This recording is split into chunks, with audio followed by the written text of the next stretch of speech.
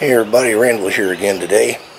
Today I am going to change my Volkswagen Beetle over from a mechanical fuel pump to an electric tick-tick pump. These are like 2 for $20 on eBay. So I got a spare. I've been using one in my diesel heater since I got it last fall, and it's pumped several gallons of diesel through it. It hasn't bothered it yet, so I'm going to try this. I got a spare in case it goes out to get me home. I'm going to make it so it just plugs into my coil. While I'm at it, I'm going to put a new fan belt on. But the first thing I had to do was I had to get a fuel pump block. And I just ordered some 1/2-inch bar stock because it's going to have to be a little thicker because I'm going to take the rod guide out of mine. One of the reasons I wanted to change this is because it's leaking oil around the base of that rod guide, and I think to get it out I'm going to have to destroy it because I think they've glued it in probably to try to get it to stop leaking. So anyways, what you're going to want to do is, of course, you got to pull the exhaust off. I've got to pull that fan belt guard off, and then the fuel pump, and then this is going to do away with the regulator because it's a low volume, low pressure pump. So anyways, I'll take all that off. I'll be back.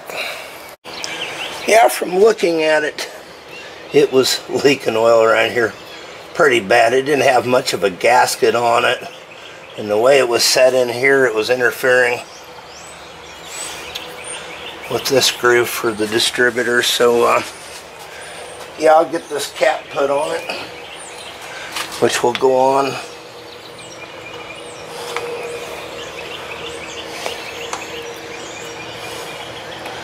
just like this. I have to enlarge the holes just a little bit, but that'll bolt down on there in place of the fuel pump, and then I'll hook up the electric fuel pump. Should be pretty easy. Now I got my block bolted in place, so the next thing I'll do is I'll put the distributor back in and change out the fan belt, put the guard back on, and then I'll hook up the electric fuel pump, and then that'll be it. It should be pretty simple, that, and put the exhaust back on, of course, but it doesn't take very long. I'll be back. Okay, I've got this all hooked up now. Run the positive wire from the pump to the positive wire of the coil. Just grounded it here where that old regulator was.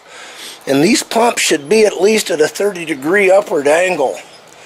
You don't want that piston laying flat because it'll wear on the bottom and it'll constantly start losing its prime, and basically it'll wear out. But if you leave it a little bit vertical, they last a lot longer, and the fuel has sort of a lubricating property. Well, I'm going to put my exhaust back on, and we're going to take it out for a drive and see what happens. Okay, I'm going to start it up. Might hear a couple of ticks. Now, if this thing works, I might look into moving it back in here somewhere, kind of hide it a little bit, but for right now I want it out in the open just to make sure everything's going to be okay. So let's find out what happens. They should tick.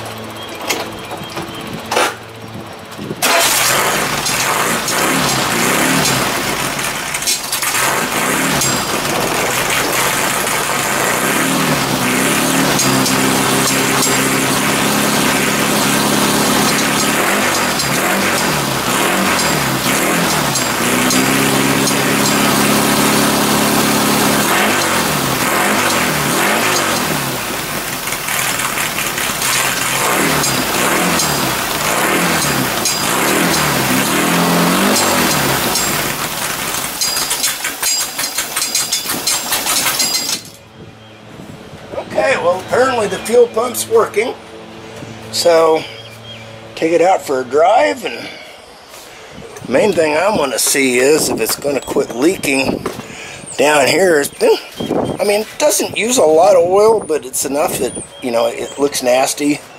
And I'm take it to car wash, hose it off real good, drive her for a few days and see what happens.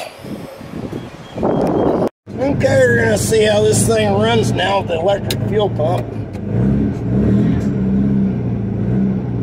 See if it keeps up with the motor.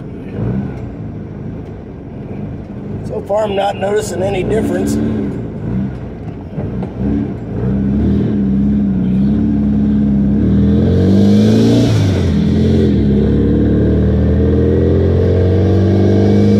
It sure simplifies things. That's a lot less moving parts. And I'll be really happy if it stops the oil leak.